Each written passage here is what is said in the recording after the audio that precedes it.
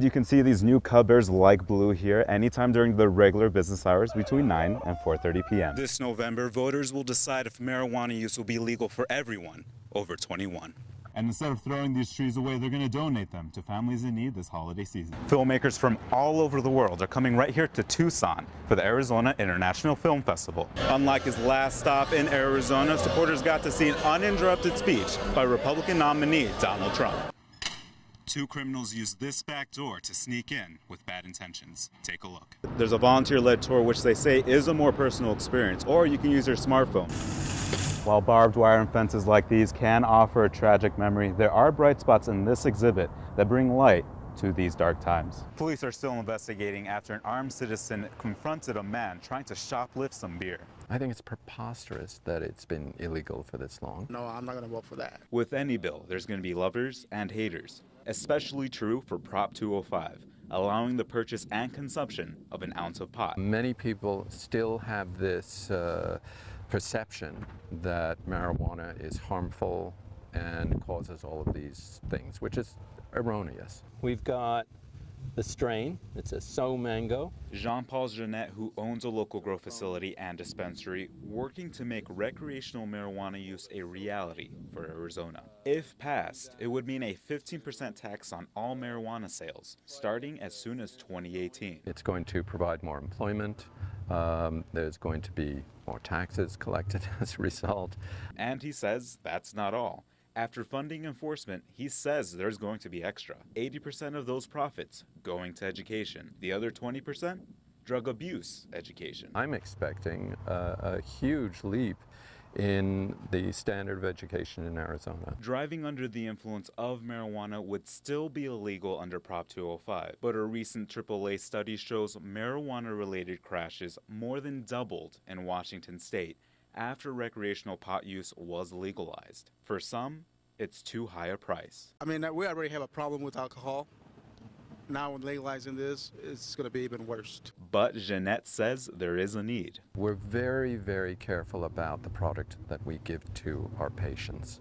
And we will be just as careful about this product.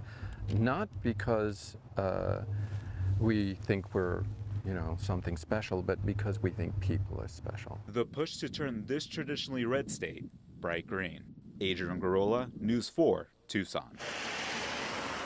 Not even the snow is stopping Tennessee veteran and pastor Walter McGill in his journey across the country for his Christian beliefs and his nation. I'm raising awareness to the Ten Commandments, the Golden Rule, and our nation's founding documents as I promote a new birth of freedom and integrity in our country.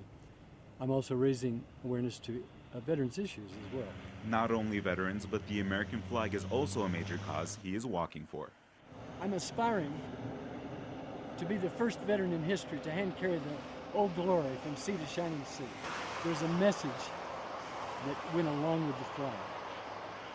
And that message is, God loves America.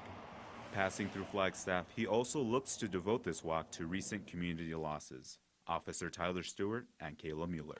I've added 4 miles to my walk through Flagstaff as a special tribute for these 2 innocent souls that were lost in the line of duty. I want the families to know that my heart goes out to them and my condolences. I've actually read the letter that Kayla Mueller wrote to her family before her death. She said something that impacted me very strongly. She said, even when you're in prison, you can be free.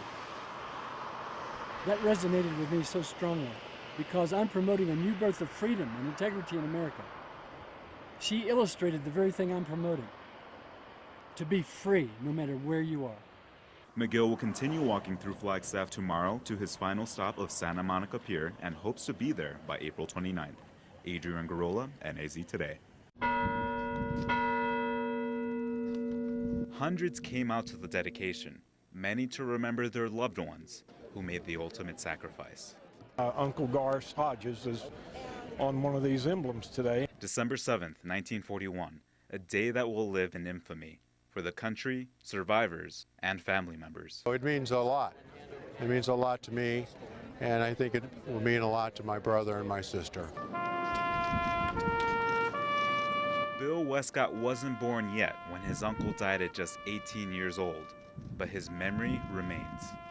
Throughout my childhood, and my Uncle Bill was something that he talked about all the time. My father, Edward Westcott, never got over the loss of his best friend and his older brother. Most sailors on the U.S.S. Arizona were just 17 to 22 years old, the same age as many of the students who will be walking past the memorial every day. That were it not for these kids who went before you, you wouldn't have what you have. So perhaps it's a good example of a way to take a moment and try to make the most out of your situation. A memorial to inspire future generations. Adrian Gurrola, News 4, Tucson.